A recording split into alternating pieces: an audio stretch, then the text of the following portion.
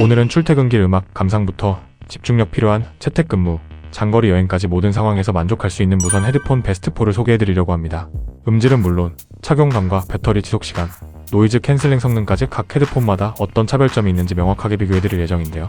본격적인 리뷰에 들어가기 전에 소리의 몰입감이나 실제 체감되는 노캔 수준처럼 사용하면서 바로 느껴지는 핵심 요소들을 표로 정리해드릴 테니 빠르게 고르고 싶으신 분들은 먼저 참고해주세요. 첫 번째 제품입니다. 보스 큐시 울트라. 헤드폰은 제가 데일리로 지금도 자주 사용하는 제품인데요. 처음 큐시 울트라 헤드폰을 써봤을 때 들었던 생각은 단순히 좋다가 아니라 이거 완전히 다르다라는 느낌이었습니다. 평소에도 노이즈 캔슬링 제품을 많이 써봤지만 이건 레벨이 다르다고 느껴집니다.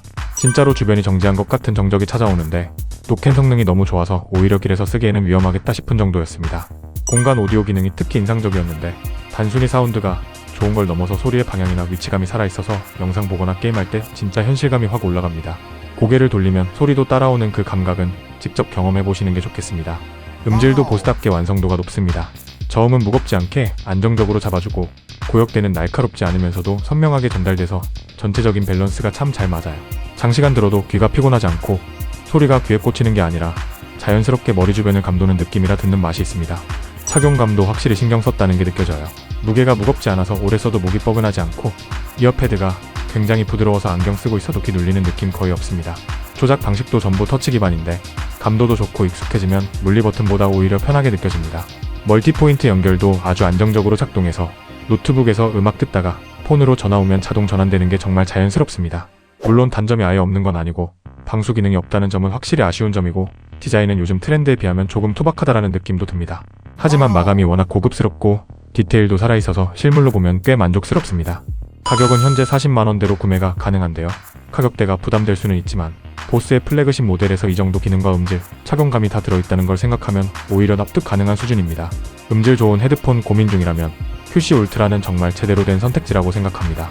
두 번째 제품입니다. AKG-N9 하이브리드를 처음 꺼냈을 때 외형만 보면 그냥 조용한 디자인의 무난한 오버이어 헤드폰처럼 보입니다. 그런데 막상 음악을 틀어보면 기대했던 것보다 훨씬 단단하게 다가옵니다. 소리가 막 화려하거나 인위적으로 부풀려져 있진 않은데 이상하게 빠져듭니다.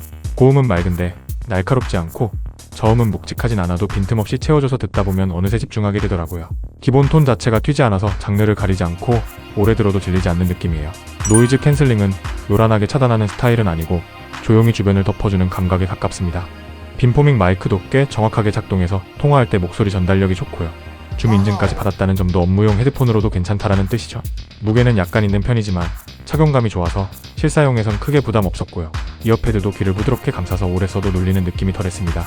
디자인은 심플한 쪽이라 호불호가 있을 수는 있지만 실물로 보면 마감이나 재질감은 고급스럽게 잘 뽑혔습니다. 단점이 아예 없는 건 아닌데요. 일단 앞전에 말씀드린 투박한 디자인과 방수가 안 된다는 점은 확실히 아쉬운 점입니다.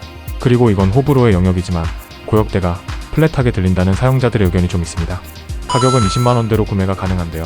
솔직히 이 정도 스펙에 이 정도 가격대인 거면 가성비가 좋은 편이라서 약간의 단점은 이해해줄 수 있을 듯합니다. 세 번째 제품입니다. 소니 WH-1000XM5는 보스 제품과 더불어 제가 가장 자주 사용하는 헤드폰인데요. 처음 착용했을 때 느꼈던 건 이질감보다 이렇게 조용할 수 있구나 하는 낯선 고요함이었습니다. 노이즈 캔슬링이라는 단어를 그냥 기술이 아니라 실제로 경험하게 만드는 헤드폰이더라고요. 주변의 소음을 무리하게 짓누르듯 막는 게 아니라 부드럽게 덮어주는 느낌이라 오히려 더 자연스럽고 편안하게 느껴졌습니다. 음악을 틀면 확실히 소니 특유의 맑고 정리된 사운드가 귀에 닿는데 저음은 단단하지만 절제돼 있고 고음은 날카롭지 않게 잘 뻗어요. 오랜 시간 들어도 튀치지 않는 그런 소리입니다. 그리고 30시간 넘게 재생되다 보니 중간에 배터리 걱정 없이 하루 종일 편하게 쓰기 좋고요. 급할 땐 3분 충전으로 3시간 쓸 수 있는 점도 은근히 자주 쓰게 됩니다. 이어패드는 부드럽고 무게도 가벼워서 화장 좀 보태서 쓰다 보면 착용한 걸 잊게 되는 순간이 많았습니다. 사실 디자인이 XM4와 완전히 달라지면서 호불호가 좀 갈렸지만 실물 보면 생각보다 슬림하고 세련된 느낌이 듭니다. 개인적으로는 XM 시리즈 중 가장 정제된 인상이라고 생각했고요. 터치 조작이나 멀티포인트 연결도 부드럽게 잘 작동해서 실사용에서 스트레스가 없습니다. 영상 보다가 폰으로 전화 오면 자연스럽게 전환되고 목소리로 명령할 수도 있고 심지어 말만 하면 음악이 자동 멈추는 기능도 있어서 은근히 유용하더라고요. 공간 오디오는 물론이고 압축 음원을 원음에 가깝게 복원해주는 기능까지 있어서 음질에 대한 섬세한 부분까지 신경 썼다는 게 느껴집니다. 그리고 개인적으로 가장 큰 장점이라고 생각되는 부분은 디자인과 마감 처리 그리고 소재인데요. 소재가 확실히 장난감 느낌 나지 않고 고급스러워서 이게 가장 만족스러웠습니다. 패션에 신경 많이 쓰시는 분들은 이 제품 만족하실 겁니다. 가격은 30만원대로 구매가 가능한데요. 처음 출고가가 50만원대였던 거에 비해 가격이 많이 내려와서 지금 구매하기 좋은 타이밍이라고 생각됩니다. 네 번째 제품입니다. 제나이저 모멘텀 폰은 청음샵에서 자주 들었던 제품인데요. 처음 써보고 제일 먼저 들었던 생각은 이건 조용한 고집쟁이라는 느낌이었습니다.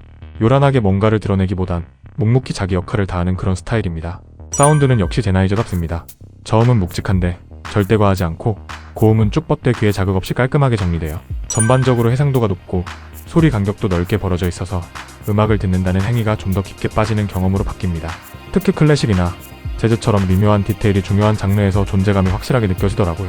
노이즈 캔슬링은 거친 스타일이 아니라 필요한 만큼만 자연스럽게 정리해주는 느낌인데, 장시간 사용하기에는 이 정도 노캔 성능이 딱 좋겠다 싶었습니다.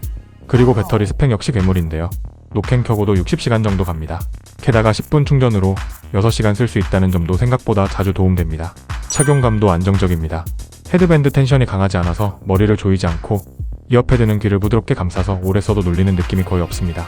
터치 컨트롤도 빠릿하게 잘 반응해서 조작 스트레스 없고, 제나이저 앱으로 EQ나 개인 사운드 세팅도 가능한데 조작이 심플해서 좋았습니다. 디자인은 XM5처럼 트렌디한 느낌은 아니고 좀 더 차분하고 클래식한 느낌인데 실물로 보면 꽤 고급스러워요. 솔직히 디자인만 따지고 보면 너무 남성적이고 투박해서 제 취향에는 안 맞더라고요. 그 외 다른 단점도 있는데요. 일단 방수가 지원되지 않는다는 점은 아쉽고, 노캔 성능도 소니 XM5에 비하면 확실히 아쉽긴 합니다. 대신 가격이 혜자인데요.